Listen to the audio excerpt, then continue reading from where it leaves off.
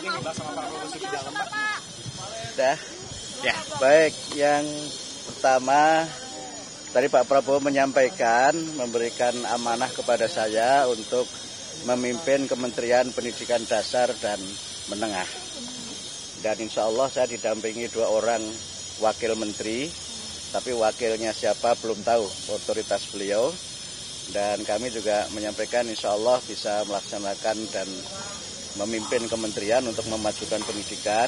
Beliau juga menyampaikan bahwa pendidikan adalah kunci untuk membangun bangsa, terutama adalah kunci untuk mencerdaskan kehidupan bangsa sebagaimana amanat dalam pembukaan Undang-Undang Dasar 45. Dan kami menyampaikan kepada Pak Prabowo untuk menjadikan pendidikan ini sebagai gerakan pencerdasan untuk Indonesia Raya yang berkemajuan. Dan tadi beliau menyampaikan beberapa hal untuk bagaimana saya bisa bekerja sebaik-baiknya.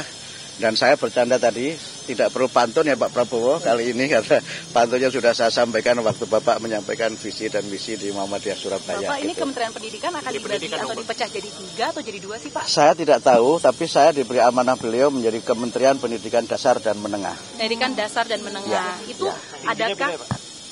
Ya? Pendidikan tingginya beda.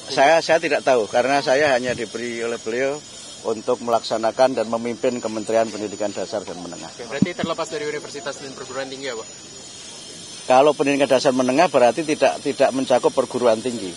Kalau pendidikan dasar menengah itu nomenklaturnya meliputi pendidikan prasekolah, kemudian sekolah dasar, kemudian sekolah menengah, kemudian pendidikan informal dan pendidikan non formal. Itu tapi yang saya baca. Bapak sempat bertanya nggak sih Pak, kenapa pendidikan itu kementerian harus dipecah?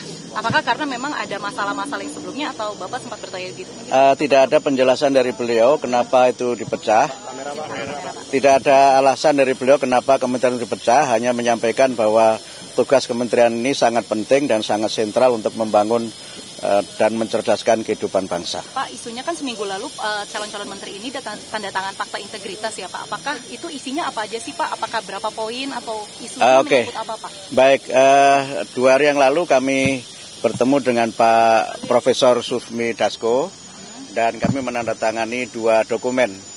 Yang satu itu dokumen kesediaan untuk menjadi bagian dari menteri dalam kabinet Pak Prabowo. Kemudian yang kedua fakta integritas yang isinya normatif saja, ya setia kepada negara kesatuan Republik Indonesia, kemudian siap mendukung pemerintahan Pak Prabowo dan menjaga wibawa beliau sebagai presiden serta juga menjaga kewibawaan bangsa dan negara. Itu ya. Terima kasih semuanya ya. Terima kasih Pak. Selamat ya Pak.